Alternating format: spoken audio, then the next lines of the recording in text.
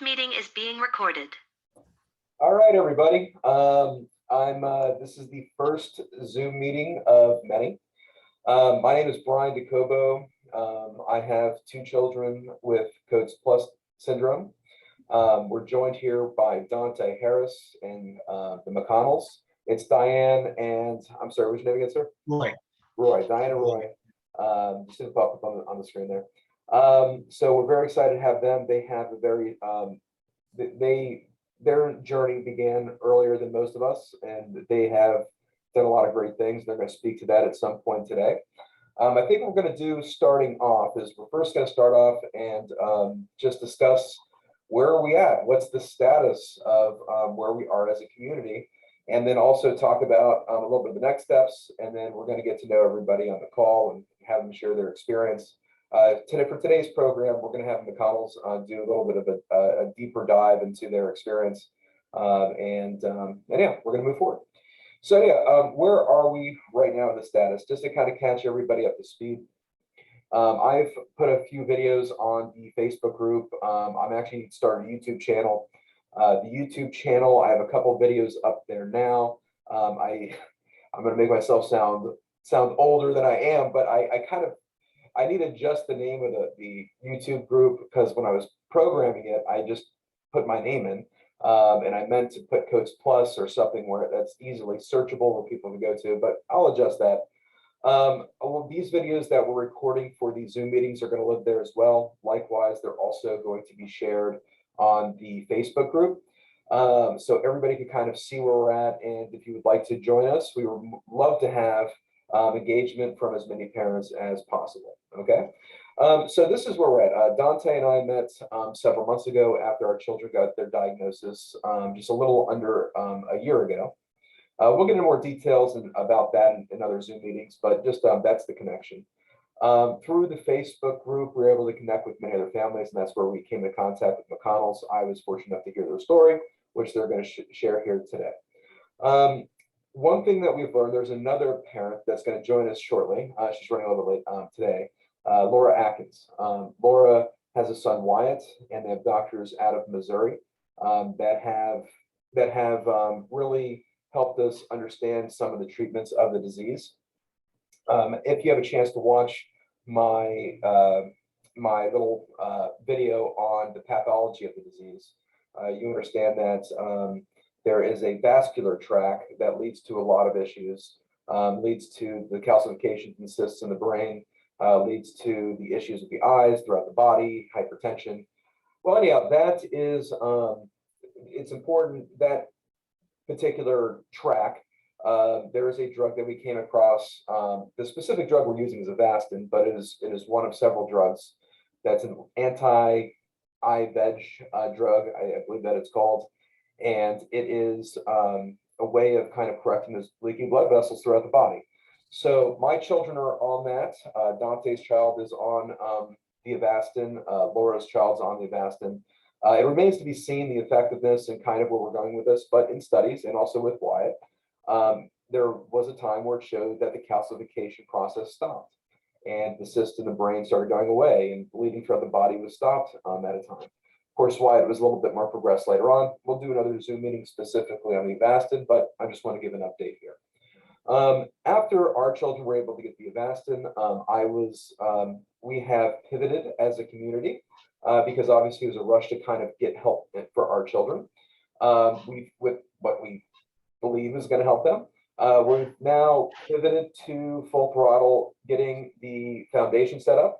And through the foundation, I'm an attorney by trade. My law school has a professor there that's also a fantastic business entities creator, specifically with 501c3s, which is a more complicated filing. He has agreed to do it for us for free, all while I just would give some of my time and speaking from his class, something that I did 2 days ago. I spoke for about an hour about Coats Plus in front of the law school class, and my wife recorded it, and we plan on putting that on the videos as well in order to kind of, it gives a good roadmap of the vision of the foundation, kind of what we're trying to accomplish, some of the ideas that we have, and also some of the needs that we do have to accomplish the goals that we're kind of looking at here. Okay. So that's kind of an update of where we are at. And now I am going to introduce you to a special person, guest on here. That's the first parent that I made contact with that made it very seamless and effortless, and we were just like brothers from another mother, like in the beginning. And that's Dante Harris. Dante, please introduce yourself and just speak to us, probably 5-10 minutes on your journey, and introduce yourself to the other parents that are interested in becoming more engaged in the group. Yes, thanks, Brian. So good morning to the McConnells. Dante Harris here out of sunny Central Florida, just north of Bryan. Actually got some overcast, so it might not be too sunny today, but thank you all both for attending. And before I get started, Diane, I caught your name. I did not catch your husband's name. It sounded like Lloyd, maybe? It's Roy. Roy, okay. Roy, yeah. Good morning. Good morning. Yeah, so a little bit about my story. So my background, I'll just get that out the way. I work in the medical field. I'm a medical device rep, been in the medical field now and for 13, 14 plus years. So I've seen a plethora of different diseases and just things in that space, and been fortunate. And it's actually helped me with my son on a lot of levels. But so Dante Jr., also known as DJ, is 12 years old now. We received the diagnosis when he was 2. So we spent, 10 years really just trying to manage the Coats Plus. So he's bilateral Coats Plus. So he's got the coats in both eyes, and then the plus form of it, which obviously impacts the bone marrow, GI, your brain, your skin, pretty much your entire body, with the exception to the heart. So we received the diagnosis 10 years ago, and it's been a really, really long journey for us. Obviously, the progression of the disease is there. We've had a plethora of surgical interventions for his eyes to stabilize his good eye. He's unfortunately blind in one eye. But, that was the tip, that was the beginning, right? That was the alpha, if you will, of this journey. And where we are today, the more concerning challenges, obviously, with the cystic calcifications in his brain.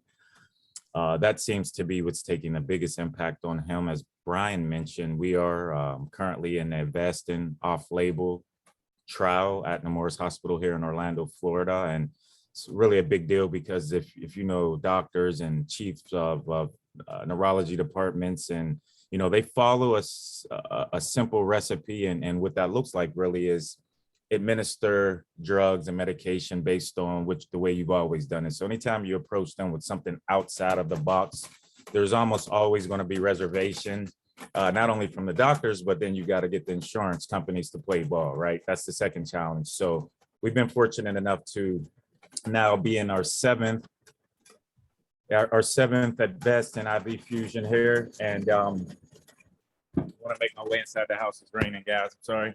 Got some Central Florida rain coming in. So it's been a journey, but we're proud to really have this opportunity to just give Dante and the rest of our Coats Plus families an opportunity to put them in the best chance to succeed and just what's best for their overall health, in our opinion. So, I can go on for hours. If there's anything specific as we continue this conversation here today, I can definitely dive deeper, but we're excited. As Brian mentioned, I met Brian, and I do remember that phone call, Brian, like it was yesterday. And I simply told you, hey, you're not in this alone.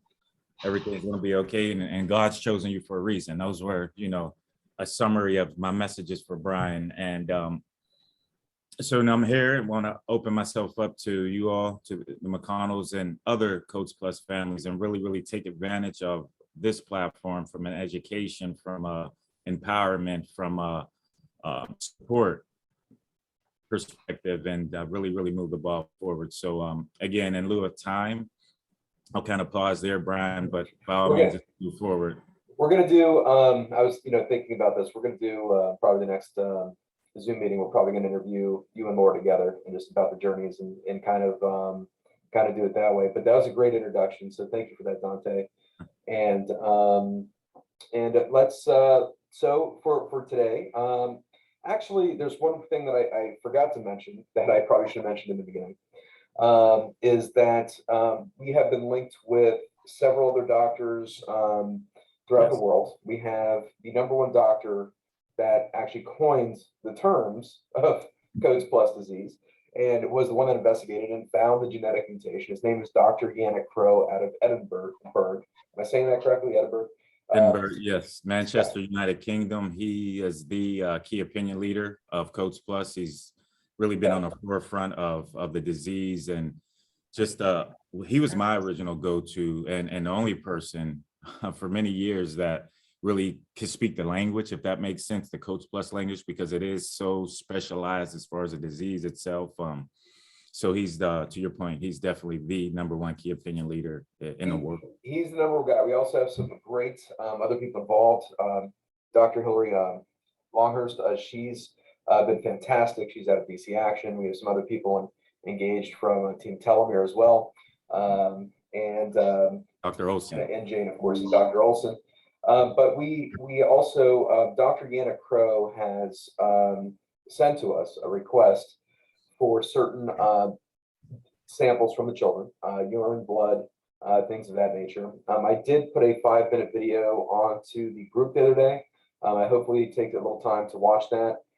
So if you want to become part of his research collaborative group by submitting some materials, what we're doing as a group is we're trying to figure out the best way to get them over to the United Kingdom.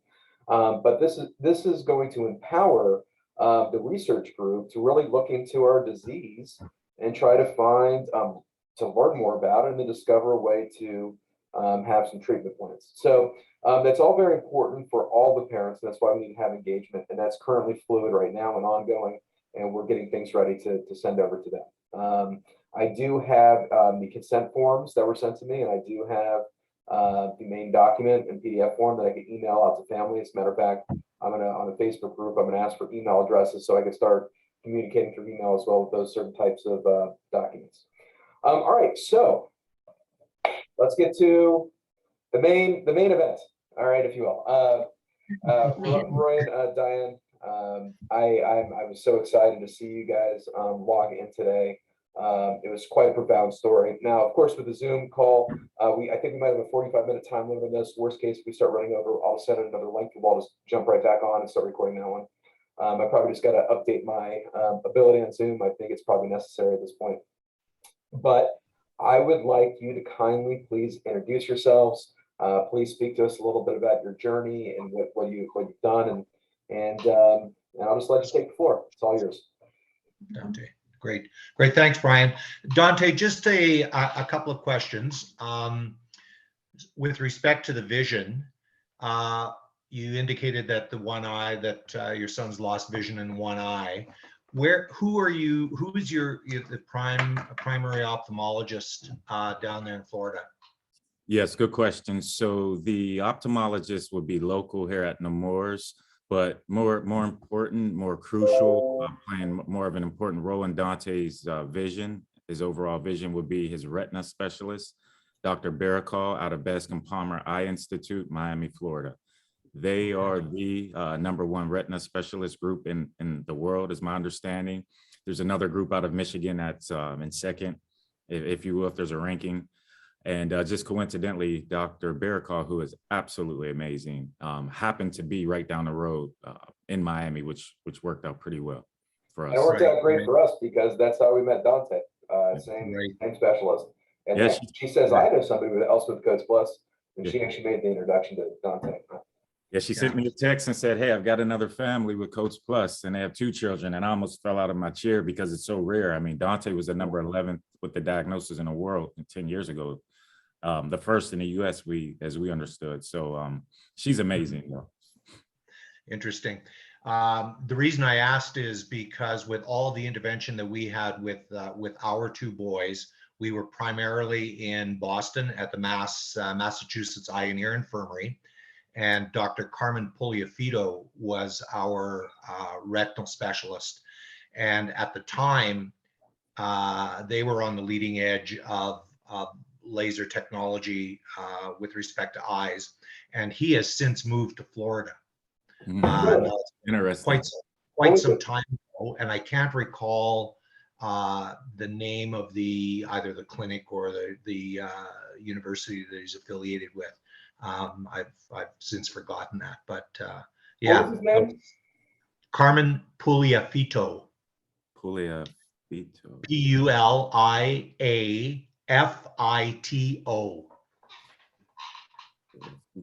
Okay, we'll have to Reach out to find out him. what He's he's got some at. knowledge of the disease. That's somebody we want to talk to. Yeah, somebody we Yeah. need to track down. Definitely. Thank you for that. But at the time that he was working with our boys, they didn't have the diagnosis of Coates Plus. No. So he wouldn't have Okay, been involved in the Coates Plus world. I see. I think at the time he was working with our boys, it had not been diagnosed yet. We were 15 or 18 years away from diagnosis. That's right. Then. They didn't even know. And what our it was. boys, yeah, and our boys were diagnosed from the team in Great Britain. From Dr. Crow and his team? Well, I'm not sure if it was Dr. Crow and perhaps again, that individual may have been working at Hammersmith in London. But that initial work happened through Hammersmith Hospital in London. Yeah. And how we got connected there is our youngest was on a Rotary exchange in Brazil and ended up in hospital there for 3 weeks. And Roy and I went down there and we met with a hematologist that got involved with his case. And after spending some time with Ben, she met with Roy and I, and she said, I think I know what this is. And she was proposing a diagnosis of dyskeratosis. Sure. And said that she recognized it because she had worked with the team in Great Britain. And then she made the connection for us with the team in Great Britain. They were tested and dyskeratosis. They were was negative. tested for dyskeratosis and it was negative. And it was negative. And so we just kind of carried on with our journey. And it wasn't until a couple of years later where one of the physicians here heard our story and reached out once again to the team in Great Britain. And they went back and retested. And that's when we got the diagnosis of Coates Plus. And I think it was right at the very beginning of their findings because they were proposing to write and publish. And they were saying that there was 11 cases at the time that they knew of, and 2 of them were our boys. So which country are you? Where are you guys located? We live in Western Canada, in Okay. Alberta, in the Rocky Mountains. Okay. Thank you. In a small community called Nordegg. Nordegg. Okay. And did I hear you say your youngest son is a Rotarian? Well, he went on went on a Rotary exchange. He had lost his vision totally. He actually had both eyes enucleated. Okay. The retinal disease was rampant, and they were really working on that. But he also developed off the charts glaucoma, and Yes. that's what eventually got his eyes. So he was totally blind. And through high school, he was throughout his life, he was always really interested in the concept of traveling. And in high school, the local Rotary Club would come to recruit students for Rotary International Exchange. And Ben kept showing up, and the Rotary people weren't sure what to do with him because here's this kid who's totally blind. Rotary had never exchanged a student with a disability to that degree. And finally, they said to one another, okay, we got to either tell this guy that we're not going to exchange him, or we need to do something about it.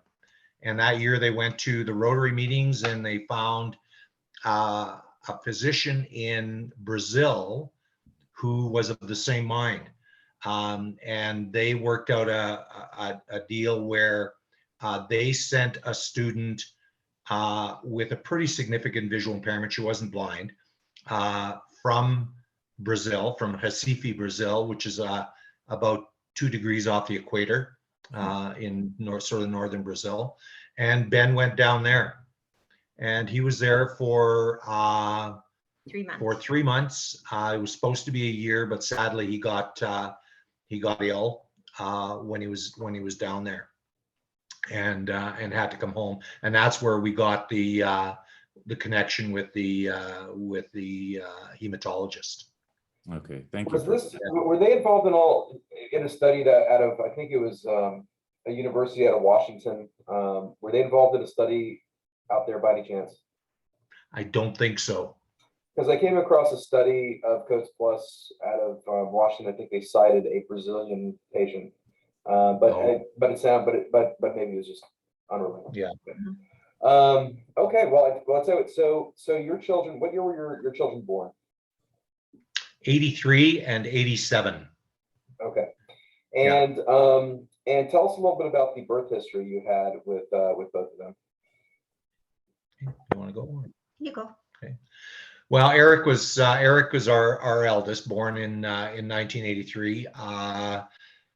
The pregnancy was going fine until third trimester, and then it kind of started going sideways. There were some, anyway, Eric was born prematurely. He was 6 weeks early, 2 pounds, 7 ounces. And he breathed room air right from the get-go. And really his only issue was the fact that he was really small. He was super tiny. And he carried on, he was 40 days in the NICU, came out and then did fine at home. And at around a year, we noticed something awry with one of his eyes, and we thought, oh, it's a lazy eye or something. We took him to the family physician, who sent us off to an ophthalmologist, who had a look at that and said, you need to see a retinal specialist. So off we went to a retinal specialist, and he had a look at it, and he could see the significant exudate in that eye. And at the time, laser was not. There were no lasers in Alberta treating eyes, so it was nitrogen cryotherapy, and he had a number of those, and then essentially that became a non-seeing eye. They couldn't save it, but he was unilateral, so his other eye was just fine, and he carried on. Normal development through until time he was about 8 years old, and I'll get to that in a second. So in the meantime, 3.5 years later, Ben is born. He's also early. The pregnancy also goes along okay until the third trimester, and then started having issues there. Ben was born, I guess Eric was 7 weeks and Ben was 6 weeks. Mm-hmm. And Ben was 3 pounds 1 ounce, so he was a tiny bit bigger. You're doing good remembering the pregnancies. Yeah, not bad. Anyway, he he did well. Also breathed room air right from the start, and his development, once he got out of NICU, was just fine. He was meeting. He was small and always was small throughout his life, but he did really well. And then at an appointment that we had Eric at with the ophthalmologist, Ben was there, and it was around the time that he was a year. We hadn't noticed anything going on with his eyes, and the retinal specialist said, let's have a look at Ben while Eric's here. It won't hurt. He had a look at both eyes. He walked out of the room and came back about 10 minutes later, and when he came back in, he said, how soon can you go to Boston? Ben's got the same condition in both eyes, and it appears to be pretty aggressive. So we were off on what became 31 trips to Boston from Western Canada, which is a pretty significant distance to travel. We were doing that while we were both working. And the long and the short of it is that at the end of that journey with the raging glaucoma, Ben lost both of his eyes.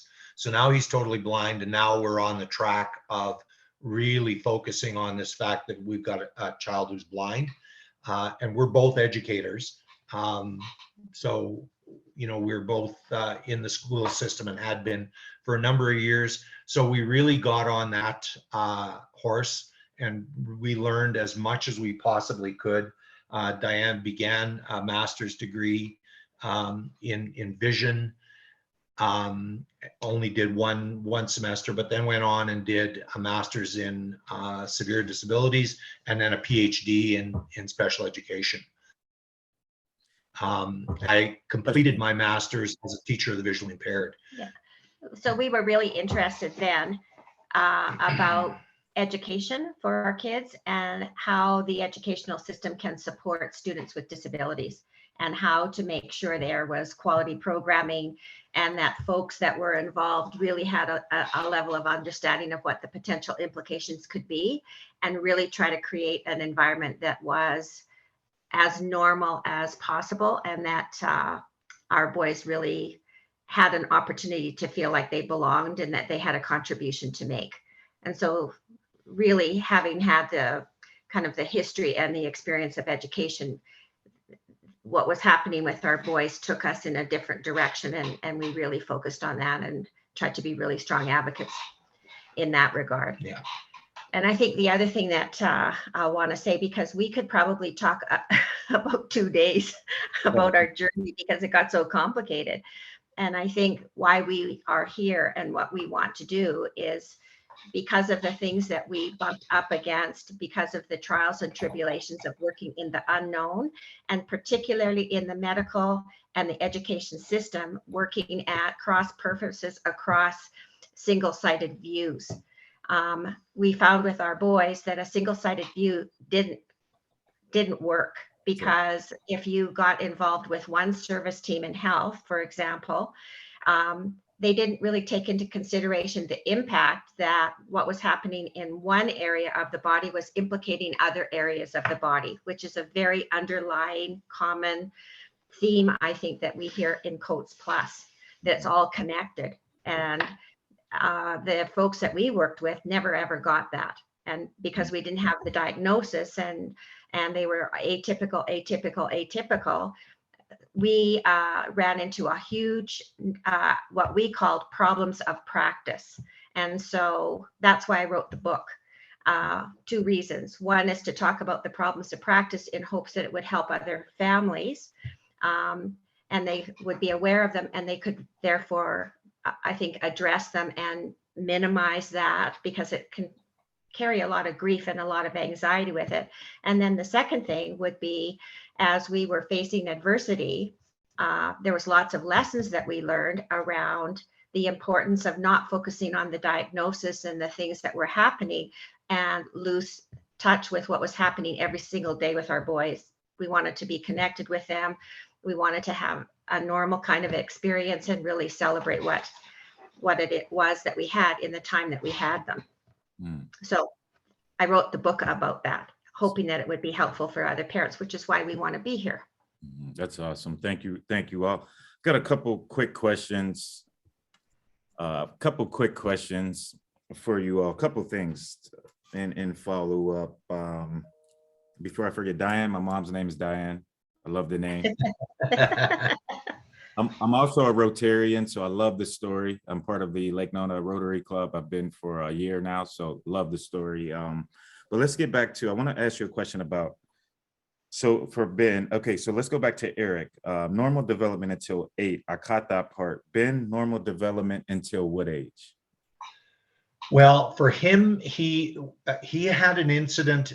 So he lost his eyes at about 3.5, and from 3.5 until 12, he was really pretty good, but something happened in there that was connected to the COATS Plus, and that he was running in a cross-country race, going as hard as he could with a sighted guide, and bang, he went to the ground. And it was right at the start of the race, and we were at that. We ran up, find out what was wrong. He had broken his leg. Yeah. So we thought he had stepped in a hole, or it was an uneven placement or something like that. And his leg healed, and on we went. Only later we found out he had severe osteoporosis, and that was probably the beginning of it. But that was the only thing until the time he was about, as I said, 12. And for Eric, he was 8, and we were off on a trip somewhere, and the lady who was looking after him said, something going on with Eric. He's hopping around on one leg, and I don't know what's going on with him. And anyway, she said, he probably jumped off something and hurt his leg. Anyway, we got home, and it was getting worse and worse. We took him in, and they diagnosed him with atypical Legg-Perthes disease. And basically what that for him was a total degeneration of his one hip. And acetabulum, or okay, go ahead.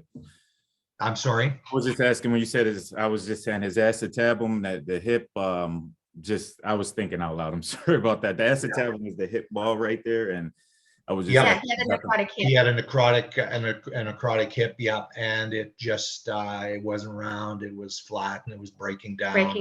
Right. That was a massive journey in his life, because it never got better.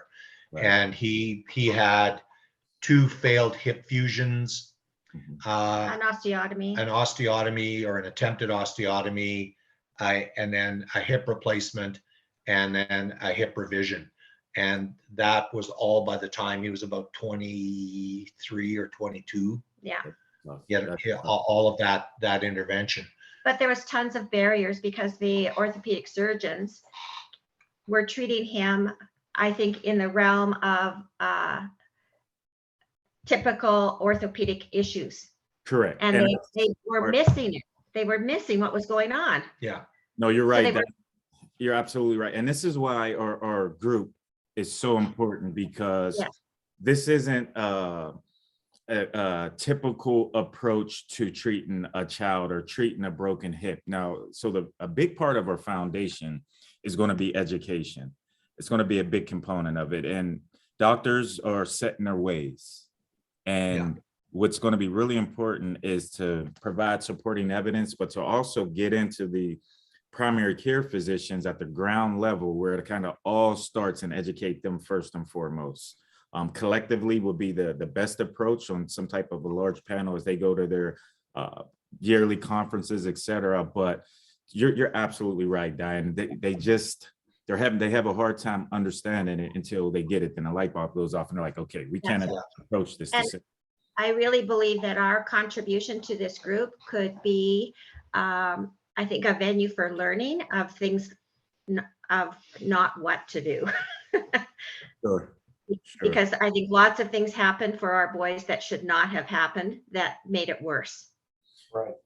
And I'm sorry, go on, Dante. I was just gonna say, as you're telling your story, Diane and Roy, I'm getting chills, because your story is our story from birth to the ophthalmologist. And I'm curious if your ophthalmologist then actually, when they made the recommendation to go to the retina specialist, did they actually, he or she, dilate the pupils before they made that recommendation? But as you're telling your story, it is the classic Coats Plus story. And Brian, this is what is going to be really, really key as we meet these new families that have received the diagnosis. So there's 2 folds to it. It's getting to the doctors ahead of time, but it's then welcoming parents who just received the diagnosis and helping them get ahead of what's potentially to come. So sorry, Brian, I just wanted to, I agree with everything you said, and I'm just going to piggyback on it. Just one thing that is important about these conversations is we're kind of making a collection of information to see the commonalities of the disease. Your birth history to the T is what happened to both of my children. 27 weeks, well, my oldest was 34 weeks, 2 pounds, 12 ounces. My youngest was 27 weeks, 1 pound, 6 ounces. And when the thing is that we're going to talk about this probably another panel, but just a little bit here is it's a telomere disease. Telomeres play a role in cell division, and the smaller the telomeres come over time. And Laura Atkins is about to join us, which makes me super excited. I see her chiming in now. But as the telomeres shorten over time, that's what leads to the aging process, things of that nature. Because it's a telomere disease, the degradation of the cells happens quicker. Well, guess what? The placenta, that organ, when the baby's in utero, that is from the baby's DNA. not the parent's DNA. So if it's from the baby's DNA, guess what? That has telomere dysfunction as well. So you have rapid division of cells creating that organ. Everybody seems to have a early birth history. A lot of people had low amniotic fluid, and Yep. some, We absolutely did. boom, Yeah. there you go. And Right. the thing is there is the reason that they're small is because of growth retardation, because that's not providing nutrients to the baby. Because guess what? That organ was created based on the baby's DNA with a dysfunction in the telomeres. So that's why we're seeing a common history. Another thing that I'm doing a little bit more research on my children, the oldest one seems to be doing better than the younger one. The younger one seems to be more aggressive, as far as the disease is concerned. But I think also there's another component. When you have placental failure and tear, you then have crossing of the blood of the baby and the mommy, and that can lead to other issues. Now, if the baby and the mommy are compatible, they don't, they have less issues because the mommy's body is not reading that baby as being an intruder and sending antibodies to attack it. Whereas if there's an incompatibility, you have more serious issues. And I have a hypothesis. We get a look at the DNA and something my wife and I just discussed. I believe that Liam may have been compatible with my wife, whereas Ethan may not have been compatible, and that's why we had a more significant entry into the world. Again, it's hypothesis. We need to do a little bit more looking into that before coming to a conclusion. But that's kind of stuff. When I hear you talk about your birth history, I think it's easy to say that this is the first red flag, if you will, of a problem, because that is in lockstep with across the board. Every parent we've spoken with has the very same issue. Anyhow, I'll let you continue. I just wanted to make that one point real quick. Yeah. The other thing that I've just done is I've just put into the chat the book website. So the title of Diane's book is "Could This Be Grace?" And anyway, it's the website is dianemcconnell.ca. This is the book title. Hold it up a little closer to the camera just so we get a better look at that. All right, there we go. Could This Be Grace? Diane McConnell, PhD. Outstanding. Yeah, please, we're going to share that on our group. Definitely, I think that's wonderful that you did that. So tell us a little bit about the book. Is it about the journey, or just kind of speak to that a little bit? Well, when I talk about the book, I give a little bit of history of the boys to say, these are the things that happened. I try and not make it go on and on and on and on, but it, I think, illustrates the degree of adversity that we experienced as a family. But then I say, but that's not the book. That's the backstory. That's the context for the book. And the book is really about looking for possibility and opportunities in the face of adversity. So I talk about the things that we learned as a family, and some of the reflections that I had around my own belief systems, and how that impacted my boys. And I mean, one of the I think most important message was how I came to a place where I accepted what was happening to them, and then I could really be present and see them and be curious about what they were interested in, and I think really try to work at creating normalcy in our family. So that was one of the things that I talk about. And the other thing is I've got a chapter on problems of practice in education and problems of practice in healthcare. So some of the barriers that we encountered and what that looked like and what that means. And I know I've done a presentation with Roy to healthcare providers, and they're going, oh yeah, yeah. There's policies and procedures that really need to change so that we are not showing up in this way when we are supporting families. So that's another part. And then some strategies that really worked for us with respect to coordinating service. Well, it certainly sounds like a must read for our community. I'm going to, as soon as I hang up here, I'm going to order it, but also I'm thinking as the foundation takes off, maybe that's the kind of item we'd want to include in each one of the care packages to the new families. Yeah, I was thinking the same thing. It's almost like take this book as, that one of the key step one recommendations from us to the future parents. I was thinking the same thing, Brian. Yeah, because I mean, I think, the people on the call understand your journey. You obviously saw your journey all the way through, whereas Dante and myself and, the other parents are in the middle of it. It is kind of good to have an understanding of what might be yet to come and how to handle those obstacles. I think also a key point when at the chapter in the book I'm interested in reading is the healthcare provider aspect. We were fortunate to have, so my wife is a nurse at Joe DiMaggio's Children's Hospital, of all places, and they have been fantastic to work with. I'm actually, thinking that in the world of rare disease, you can't treat this like other diseases. There has to be kind of a Wild West mentality of, Yes. we need to go for it. We don't have a chance. We don't have a choice.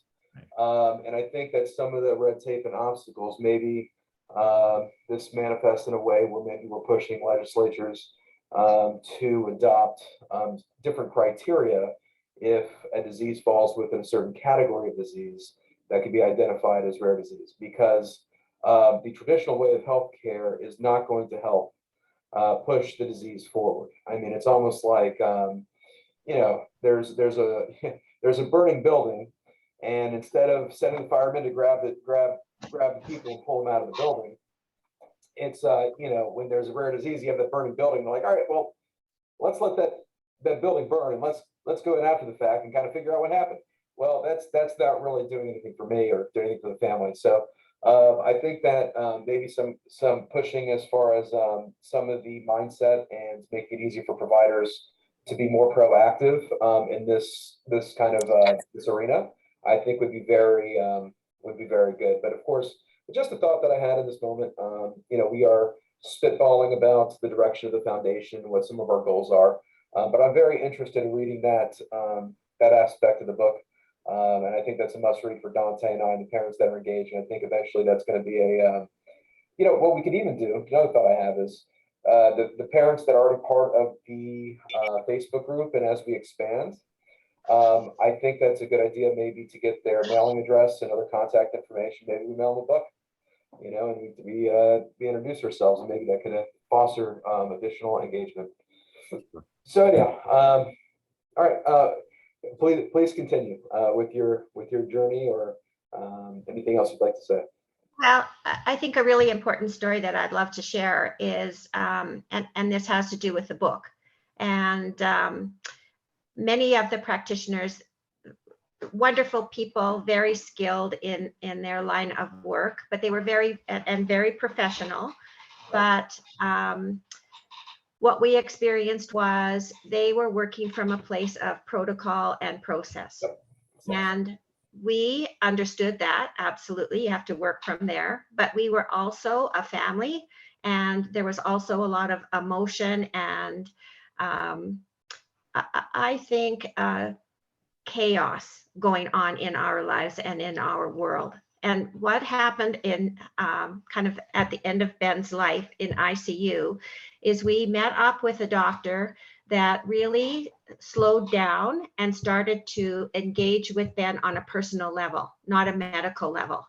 And what ended up happening after he passed is that this physician, who's an intensivist, and she was in charge of the ICU in the hospital he was in, came to his celebration, but she wrote Roy and I a letter. And in that letter, she said, doctors put up walls to protect themselves because, particularly working in the ICU, there's a lot of painful situations that we encountered. So we put up these walls to protect ourselves. And working with your son and your family brought that wall down for me. And what I realized is I have become a better person for it, and I'm going to be a way better doctor for it. And that was really, really profound for us, because working with her and the way that she worked with Ben, he felt valued and he felt heard and he felt seen, and his quality of life, despite what was happening for him, was hugely enhanced. And I think that's a really powerful, important message for everybody. And so that's in the book. Yeah. And one Friday afternoon, she said, we're going to have happy hour this Friday afternoon, and we're not going to talk about any medical stuff at all. We're just going to have happy hour. And she brought in a rum and coke for herself, and I don't know, a whiskey for Ben, or And she had a syringe and she was syringing it into his mouth Yeah. because he was on a trach. But anyway, we're not supposed to tell that story about her. It's Yeah, not supposed to be a secret. I didn't I know. like the Canadian medical care. Let's Yeah, That's, but the other thing I think that might be helpful is our son Ben, he, in spite of all of the numbers of times he was in the hospital and all of the complications he had, the guy traveled. He went to university in Ottawa, which is on the other side of the country. He did a year in Scotland. He went on a Rotary exchange to Brazil. He traveled Europe a couple of times. He went to law school in Victoria. He was he was called to the bar. And so in spite of all of this stuff, he was still a pretty remarkable guy with a life that was rich and full. And I think that's a really important message to hear. absolutely. That's incredible. That is absolutely incredible. Yeah, I mean, we're learning more about this disease tonight. There's another parent that recently lost her child, Wilda Santana. Her child passed. Seemed to be a similar, as we're discussing two paths, where there seems to be a longer lifespan with less cognitive decline. It seems like I see that with your children, and I see that with Wilda's son, and I think there's another parent that has an older child as well. I do see another path where there seems to be more the cognitive decline issues that kind of and the unfortunate life expectancy ends in the second decade of life. So that's something that we have to research and kind of say, why are these two paths so significant? For your child to become a lawyer, I was blown away. I'll be honest, shocked in a good way that's a possibility, because that's not something that I thought would be possible. And so that tells me that there's something else going on here within the body. Why are we having these two paths? Also, to your point, when you discuss the protocol, and that's something that I'm thinking might be more of a cause, maybe from political angle, and maybe pushing, getting in government is, there should be protection for doctors. Because the problem is that the same thing that we were confronted with when we were first thought we had to do a trial for preventative care. There was a lot of pushback at that time, and the pushback was a concern of, I don't want to put my name to this. What if something goes wrong and all of a sudden I get sued, or my name is eroded in the community for what are you doing? But we've had very courageous doctors, and once the conversation flipped from preventative care and the trial to compassionate care, we were able to kind of get a little bit more leverage and leeway with what we needed to accomplish, at least getting the Avastin. But the fear that doctors have is understandable. We have to understand their situation. They worked very hard to get where they got to. They have families of their own that they have to provide for. And the thing is that today they need to have layers of protection to feel empowered to say, yeah, this is the Wild West. And could kids get harmed from some of the treatments? Sure, but there's no other way that we're going to be able to find it. So Laura Atkins has joined us. She's another parent so happy to meet. Laura, by the way, I'm recording this Zoom meeting, and in the middle of it, I used to have 45 minutes, but I actually just updated my Zoom app, my Zoom subscription, so we go on as long as we want in the middle of this. But I was wondering why it didn't cut off, because I No. noticed that there was 0 time remaining. I got a notification. I said, I'm gonna pay the $15. So but Laura has been a parent that's been highly actively involved, and I see somebody else on here as well. I have a suspicion it's my wife that's listening in while she's at work at Joe DiMaggio. Yeah, but it's me. Yeah, there she is. Love you. Hello. That's my wife Danielle. Say hi, Danielle. Hi, I just have to come and go with patients, but I had time right now, so I'm listening in. Awesome. Hi, Laura. Laura, so while we're here, I think it's a good time to introduce Laura. She, Dante, and myself are the 3 board members of the foundation. She's been highly engaged and been a wonderful person. She's a sister from another mother, like Dante's my brother from another mother. But we were quickly all became very close in this journey. Laura, the 2 individuals on the call right now, Diane and Roy McConnell, they were sharing their story with us. I had opportunity to speak to them before, and I was ecstatic that they joined today to share their story here. Their children were born in 83 and 86. They actually had the path of having the longer lifespan. One of their children actually became an attorney and did some travel, a lot of really exciting stuff. Diane wrote a book and which about their journey and their trials through this. And remember, this was at a time before they kind of knew what was going on. This is before diagnosis was even available. So Right. what I'm going to do is I'm probably going to order books for us and then ultimately include those books in the care packages. And as we get addresses from other parents already involved, I think it might be a good idea to send those out to them and care packages and kind of let them know, like, hey, you're part of the community now. And I think that book gives us even more credibility. So I'm actually very happy to hear about that.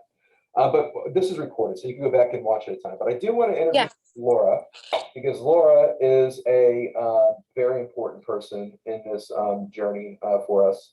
Laura has a child, Wyatt, who's now 16 years old.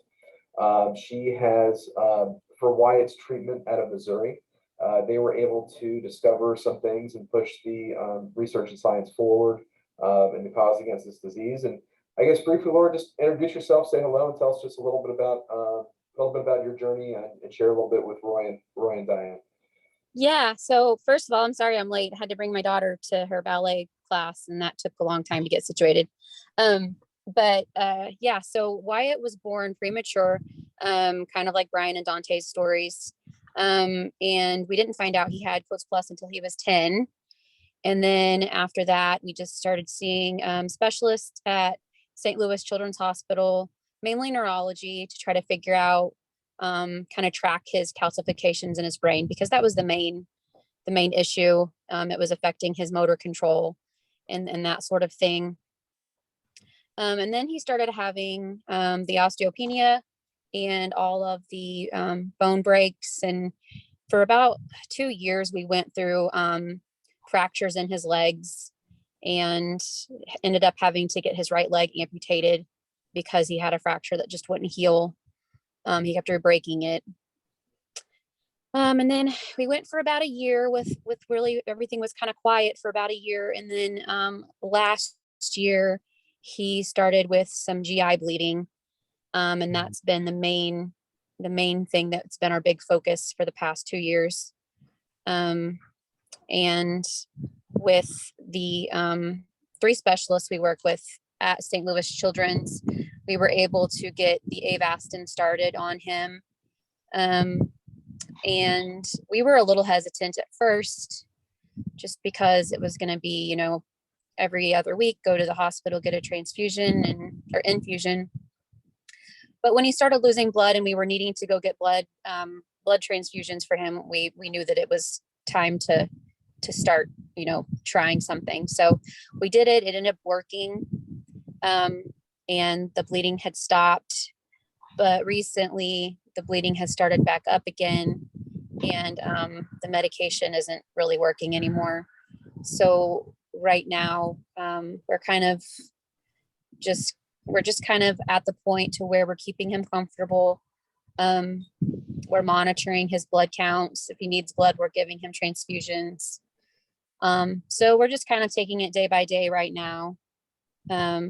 But definitely the last few months have been really hard, as we kind of face what we've always known we were going to face. It's just been, we knew that he wasn't going to have a very long lifespan, and that, and you can prepare yourself for that. But then when it comes time your doctors are talking to you about, there's really nothing else they can do. And,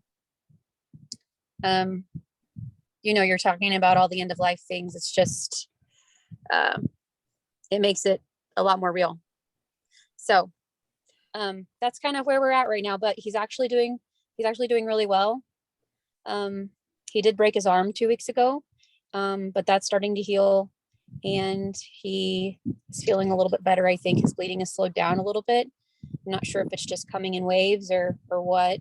We got a private duty nurse that actually started today, so we're super excited about that.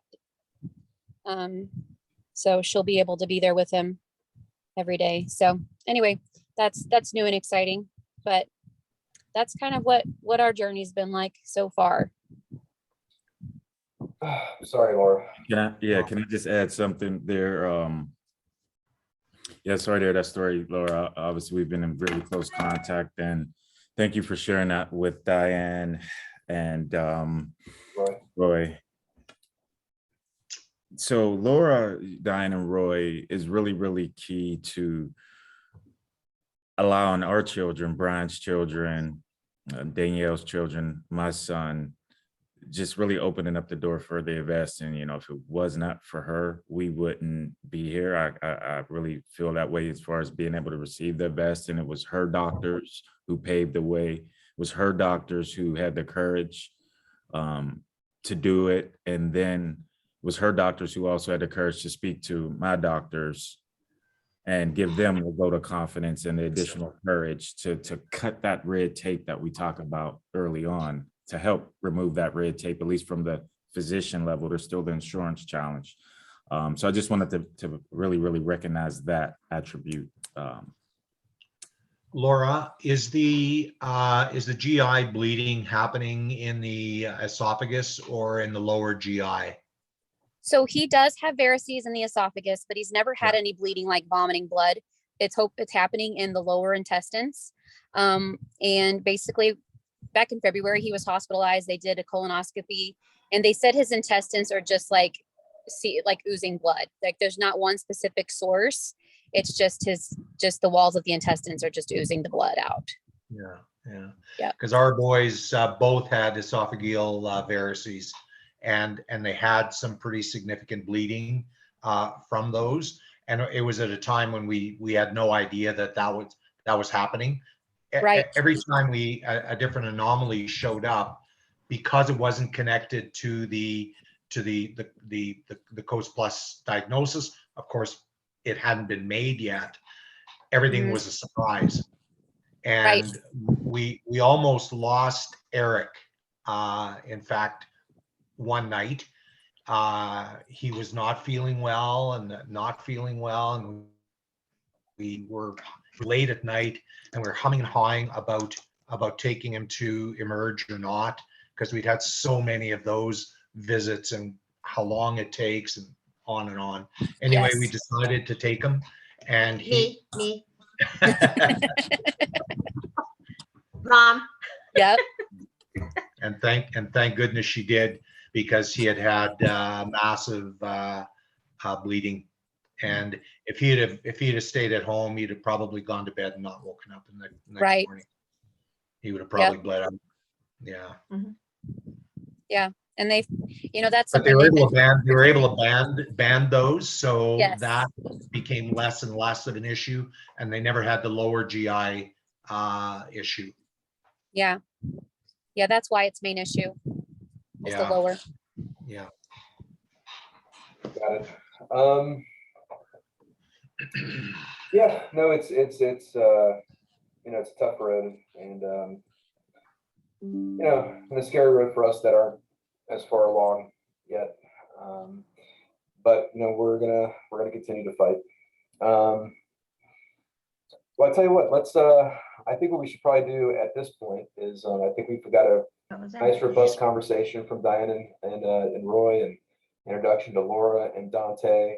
I think that for the next Zoom call, we're going to do a deeper dive on Dante and Laura, and then have like a roundtable about the Avastin experience, and then also have a more detailed conversation about how to get the samples over to the United Kingdom based on the study that Dr. Janet Crow is looking to do. But I think probably I'm just going to kind of go around, see if anybody else wants to contribute anything else. But I think this is probably a good place to stop, so we don't run too long. So I guess I'll kind of start with Dante, and then Roy and Diane, and then a little bit Laura, and then we'll call it a day. Yes, thanks, Brian. Thanks, Roy, Diane. Thank you, Laura. And do we still have Danielle? And thank you, Danielle. Looks like she's still with us. I don't have anything to add with one exception that, and I may have shared this with you all, but something Diane said kind of reminded me of it. So in my 12th grade year, your senior yearbook, you get the opportunity to put, hello. Hey, we just got, well, we're not How are gonna, you guys? because we're gonna. I'm sorry for the delay. Is You know that how excited we are that you joined? You know how excited we are? Hi. This is wonderful. awesome? Hello.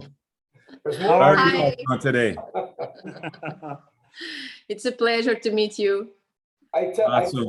I tell you what, so kindly, let's, Dante, we're gonna pause with you. We're gonna come back and do this. But I would like to take the opportunity to introduce the new couple that just joined us here on the Zoom call. For those Okay. of us that don't know, you can kindly just please introduce yourself, share a little bit of your story, and then I'm going to catch you up to kind of what we discussed. We're recording the call, by the way. So if you missed anything, you can revisit it on I'm going to put it on the Facebook group. But I do want to take this opportunity whenever there's somebody new that joins us to learn about you and your story. So kindly, please introduce yourselves, talk to us about your story, and Ui. we're here to listen. Okay. Achei que Sorry First for of the all, bus. sorry Surprise. for the late. No worries. And Ok. eu vou me apresentar e depois eu saio. Ok, então vá. Hi, I'm Sofia. I'm Dini's mother. I'm This child over here. Hi, Sophia. hi, and my English is terrible. You're doing The pretty phone good. is good. So I'm really excited to meet you all, and I hope that of today we can repeat them for the More next more times, because it's very important to communicate and then meet some people who really understand what I feel and what I my afraids and whatever, you know what I mean, because I cannot talk to anybody who can show me understanding me, and this is very difficult not share what I feel sometimes.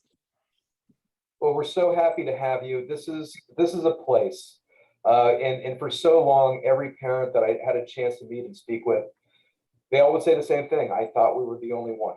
All right. Yes. Yes. And it's about creating that community for people to come to understand that there's a place to collaborate, a place to Yes, feel, please count on us. to feel loved and cared about. And the thing is, so let me catch you just briefly up to where we're at.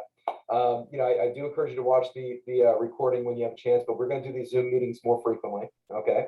Our foundation, the Codes Plus Foundation, is going to be fully incorporated by the end of June. Okay. Okay. So it creates a non-for-profit status that enables donations to be incurred tax benefits. We're going to be raising money, and we're going to be creating our back room operations, or give a more robust and life to the abilities of Yannick Crow out of the United Kingdom, Team Telomere and DC Action, our other allies in this fight. And what we're going to do is we are going to, this is the beginning of something great. And I'm so happy that you two have joined. I love the shirts. I love that idea. So We have a non-profit organization we have here in Portugal. you have Right. a not-for-profit in Portugal. Awesome. Yes, because we do a lot of work with disability kids. Right. We do real rehab, and we do, Social work. yes, we do a lot of things. Is that specific for Codes Plus, or is that for just? No, for No, for every everything. kind of disease. Yes. Gotcha. And you're involved with that. Did you create that, or is that something you're involved in? Yes, we A lot. we create that. That's amazing. I love you guys already. That's Paulo. I'm not sorry if I'm chopping your name up. We met years ago. You guys. Yes. Yes. The first family, you know, years ago. Yes. Good to see you. Yes, of Introduce course. yourself as well, because Sophia got to introduce herself. Go ahead and introduce yourself, my friend. Okay, I'm just a father. I'm just the father of Denise. Just that. Okay, I'm just like you guys. I'm just someone that that really wants that our kids to be happy and to have a place in society. That's just what I want. And So independent of the yes, time of they course. have. Can work, can be at school. That's just what I want. I have 3 kids, and I have all them to have the same rights. I have all them to have the same opportunities. So the nonprofit organization that we created, it's a place where families can talk and can have the same rights, can The same dreams, the same same dreams, afraid. yes. Same. We do in theaters. We do a lot of things in theater, in streets. We do a lot of things. We have a summer camp where we have inclusion. Where we include people, kids with special needs and without special needs. So that's what we love in society. So that's what we do. Thank you. Aito, what's the name of your child? My child, Dinish. And it's spelled different. So go ahead and spell it. Dennis. It's not Danish, it's Danish. Dinish. Yeah. Dinish. Gotcha. This is Dinish, okay? In the cartoon, Danish. In the cartoon, yes. I love it. With their toesies here. Mhm. So The this glasses. is, yes, Yeah, the glasses. glasses. This is Dinish. That's amazing. Unfortunately, Danish today he can't walk anymore. And Yes. When Cannot. at 2 years ago he lost. was able to walk and to do a lot of things. He had a surgery, a brain surgery. Recently. Yes, 5 months ago. Yeah, I was telling a group about it. Yeah, we How's talked he about. doing? Yeah, I was telling Brian and Laura about his surgery, and I hadn't heard from you guys for a while. And Yes. yeah, how is he doing today, please? He stopped getting worse Okay. because every week he was getting worse. Every week. Now he stopped that. And specifically, the surgery, if I recall correctly, was to remove a large cyst from his brain. Is that accurate? Yeah. Okay. 45 millimeters. 45. Oh, wow. Yes, very big. And he had more. Got it. How old is he, Sophia? Apollo, how old is your son? My son, 14. 14. Okay. He was diagnosed at 11 months. 7 months? 11. 11 months. Okay. Portugal, there was nothing to do. It was very rare. He wasn't, the doctor said he wasn't able to walk, to eat himself, he wasn't able to, he shouldn't be here anymore. That was the doctors. So we're going to take this opportunity that you joined the call to kind of remember this video is going to be watch for everybody and see commonalities. Part of what we're trying to accomplish is with this rare disease, have an understanding of this disease.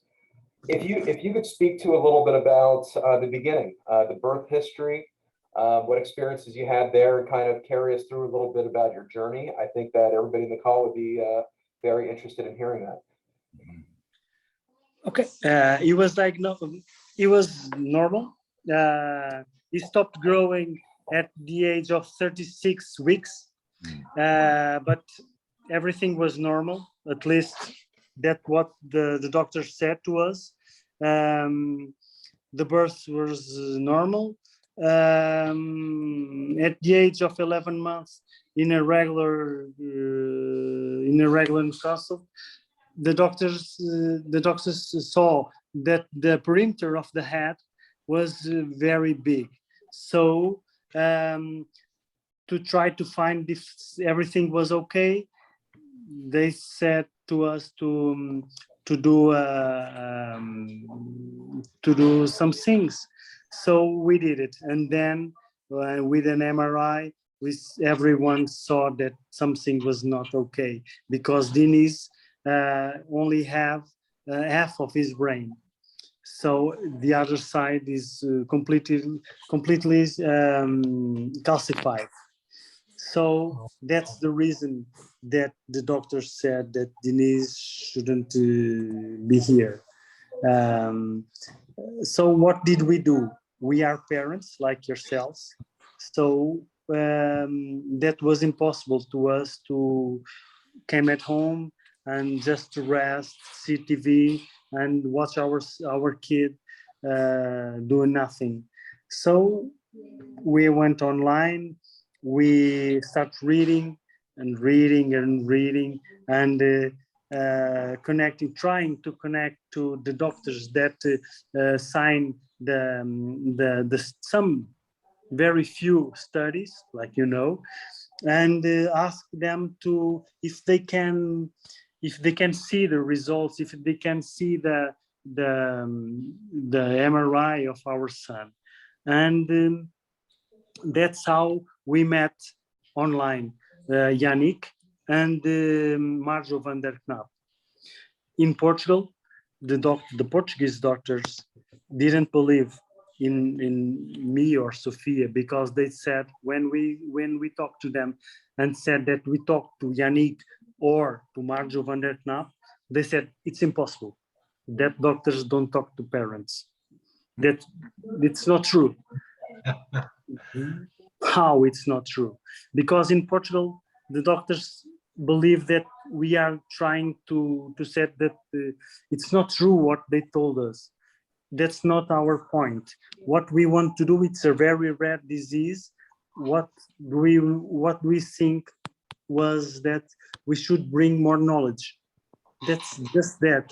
We don't want to say that the Portuguese doctors aren't saying the right things. What we want to say is just bring more knowledge, just that. We know that that's our work.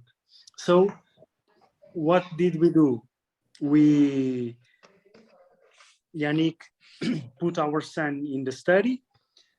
2 years, 2 years after, the results came and the mutation was found. But what did we do? Rehab, lots of rehab. We do physical rehab, psychology rehab, we do everything. If someone told us or if we read that we should do this or do that, we were there. We were there to do because that's our son and we want him to. What did we think that time? We told the doctor that if our son wasn't supposed to live more than 1 year, we said to him that it was supposed to be the happiest year of his life. That's what we want. Okay, if it is 1 year, that's what we want. It's our kid, so you should be happy. But we try to work with him in everything. So Dennis now is 14 in a regular school, 8th degree. He could not write because you know what. So we have an iPad where we have everything, the PDFs with Acrobat Reader, where we have the ebooks to read and to speak. He can speak. He learned to speak with the iPad, and then he have his life. He have the what where he can speak and order what he wants to talk with the colleagues. Try a very rare disease, but he is happy because he have a social life. He starts very early in his day, 8:30 p.m. He starts every day from Monday to Friday. He starts to work in rehab. Then he went to school, but it's his life. I have a question because this is something that's I have two children that have Coats Plus. One is 5 and one is 2. This is a difficult question, but is he aware of what's going on with him? And Yes. how did you approach that as a parent to a child? How did you have those conversations, if you could share? Well, recently with this virus, he is very afraid to die. Okay, and he is very aware of this condition. So he already told us that, Father, I don't want to die. It is very difficult for me to give an answer to him, because he really told me that he was very afraid, and because he do a lot of things. And then he told me, Father, I don't want to die. So what can I say to him? For me, I try to design a society for him. For instance, in school, every Wednesday, I combine with these colleagues to take him to Pizza Hut, or to have a social living. And here in our house, I have from August, I have a summer camp where he's like every other kids. So it is a subject that I try not to speak to him, but he's aware. He's fully aware. I understand. He knows his condition. He really knows his condition.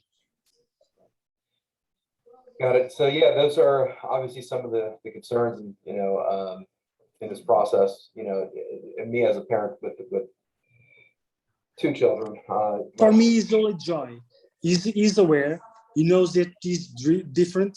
He knows that he have to do MRI every 6 months. You know that he have to do a lot of things, that some things that hurt, some things that don't hurt.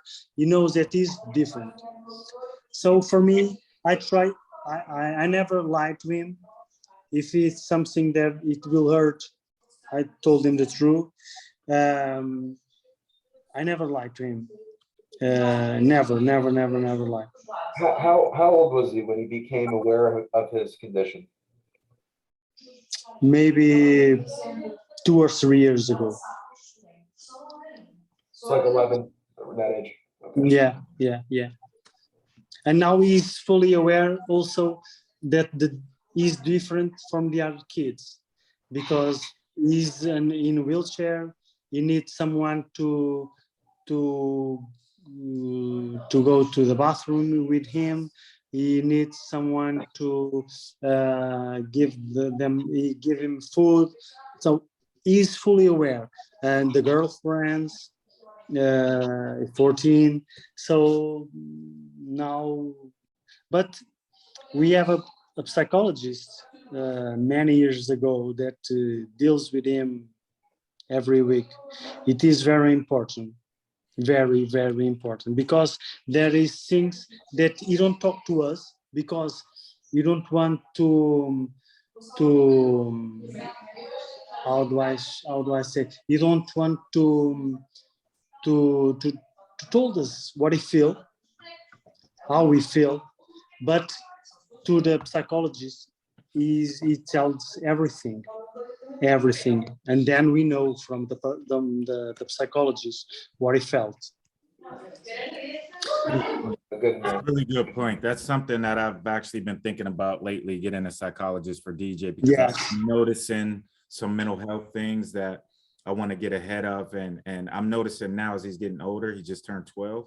He's really comparing himself to other kids. Now his school is 100% special needs. So he understands he's in a different world, a different environment, but outside of that setting, he's looking at other children, and it's challenging. He wants to play football, and I'm holding him back. There's things that I can That's the tell point. impact him. Why do I have to be here every day Why do I have to do rehab every day? Why? Because my colleague is playing football. My colleague is on the theater, on gym, on something else. Why? Now it's the time. So Dinesh don't talk to us that things, but he talks to the psychologist. Yeah. Thank you. Yes. Well, I tell you, we've been on for quite some time. I don't want to run too long. I think I really like this format. I think that Zoom, this has been Dante and Laura and I, and some parents here and there have had several calls. But I think that this format might be a better format going forward. And an opportunity to connect with more and more people, opportunity to record the calls and save those and blast them out so everyone can kind of see what we have going on as a group. What I would appreciate, I think that Dante, you're already in touch with the Rosas, correct? Like you have their email address, stuff like With that. Paolo and Sophia? Yeah. Yes. Oh yeah. Oh yeah. Yeah, I would love. Yeah, so I would love to have their email address because there's some stuff I want to share as well, and it's good to have everybody's contact information. Matter of fact, Diane and Roy, do I have your email address by any chance? No, but we'll I'll put it in the chat. put it in the chat. Put it in the chat, and I'll take it down because I'd Yeah. like to keep everybody connected in one way or other. So what we're going to do to kind of wrap up, as we were doing before the Rosas came on, and we got all excited about that. We're just going to go give everybody a chance to talk. Either you can say goodbye, you can say speak to something you want to speak about. But we get everybody the opportunity before we wrap up. Dante, we left off on you, so we'll pick up with you again, and then we'll go around. Okay. Yes. Thanks, Brian. No, I don't have anything. I'm super excited to see Paola and Sophia the first time. They're family, Brian, just like you. I've actually started my journey. So that, Brian, you're reaching out to me was me reaching out to them. And what made it even more interesting is, I'm African-American and Portuguese. So it was even more interesting because I'm saying, hey, maybe there's some connection here. And Sophia and I had the exact same genetic mutation. So I'm like, hey, do you know Sylvester Lopez Fernandez? He's from Portugal, is my great abuelo. And so I feel really connected with these two. So I'm excited to finally meet them. I don't have anything else. Well, actually, what I was leaving, where I left off, guys, is so it was something that Diane had shared that triggered me to think this earlier. And I'm going to leave this with you all. So senior year of high school, you get a yearbook, you get the opportunity to put your John Hancock, your quote of the year in there. And the quote I put in there, my senior year, 1996, was the best shine in times of crisis. The best shine in times of crisis. In parentheses, and then my little name, Dante Harris, at the end of it. So I want to leave that with you guys. Hopefully you can get a little bit of strength from that in all of our journeys and challenges day in and day out. So thank you all for joining today. That is all I have to say. Thank you, Dante. All right, Diane and Roy, it's your turn. Well, I don't know about Roy. I'm going to jump in first because I have I have 4 quick things. One is I would love everyone's email address because one of the things that I could share is that on one of the stays that Ben had at one of our rehab hospitals, the doctor was wonderful with respect to really identifying how complex and how multiple perspectives would be way more helpful looking into the future in treating kind of complex, rare diseases. And he wrote an article and published it. And I'll send you that article. And it really talks about, he's speaking to the medical community about the importance of collaborating and sharing together. And it might be an interesting read for all of you. The second thing is love the work that you're doing. Feeling really privileged to be a part of this group. So I'm really excited to be here today. I would look forward to future opportunities. And if there is a way that Roy and I could become involved in the foundation, we would love to do that and give the Canadian arm our perspective. And that might be helpful. We love it. You're more than welcome. And it's an honor having you here and sharing your experience too, by the way. And absolutely, we will find ways to keep everybody involved, and especially you two. You've been already done so much. I can see you guys are going to be such a value to what we're trying to do. I'm sorry, go on. That's okay. Third thing is I really interested in, Paulo, your kind of information and your sharing, and my heart goes with you. Fabulous work, fabulous journey. So thank you. But this aspect or this concept about involving a psychologist, I think is absolutely critical and important. And I know along the way with our boys, we kept raising that flag that there shouldn't there be some emotional support here? Shouldn't there be some psychological support here? And there seems to be this huge gap between the physical, medical kind of path and the social, emotional path. They weren't joined and working together. Yeah. My work professionally is in education, absolutely, but I also am chartered as a psychologist. So I started to try and do that a little bit for our own family and for our boys, and it they really welcomed that. So I encourage you to just kind of keep going down that road, because I think it's really valuable. And then the last thing I have to share is my quote, which is don't lose sight of the light. And now, Roy, do you have something to share? You know, actually, I don't. That was well wrapped up, my dear. I like you guys. You're funny. All right, so I guess we'll move on to the Rosas. Anything else you'd like to share, have questions about? The floor is yours. Paulo? It is a very pleasure for me to finally meet you, because the first time, and I talk this everywhere I go, the first time I search online, at the moment we know that Google has always something to say, right or wrong, but Google has something always to say. The first time that I searched online, the result was 0. No. That was the first time that I really thought that me and my wife was completely alone. So it is very important to find that we are not alone. Amazing. Amazing. Thank you so much. Laura, you want to share? Yeah, I was just glad to meet the new people and to hear your stories. And I'm going to go back and listen to the beginnings so I can get what you guys talked about before I was able to join. But I'm just excited to be able to continue to do this and talk, and it's good. It's great. And my wife's at work, so I think she might be with patients or whatnot. So I can see she's got it on the mute. So I'm sure she'll share another time. But it's been a pleasure with everybody. I'm going to end the meeting here. What I am going to do in the group is I'm going to share this, but also I'm going to ask everybody kind of what times work for them for future Zoom meetings. You know, is this something we should do weekly? Is this something we should do bi-weekly? Kind of learn about that. We do have a lot of good and interesting stuff to talk to in the next several calls. We have a lot to cover. But, you know, we'll see the feedback we get, and then we'll arrange the next Zoom meeting. I appreciate all of you. I love all of you. You know, while we are in different places around this world, we have been connected by this. And I just want to say I appreciate and love all of you for your participation. And, you know, we're going to continue to fight together. All right. Take care, everybody. Thank you. Love you guys. Thank you. Have a Sure. good Bye. Bye, guys. Thanks, Brian.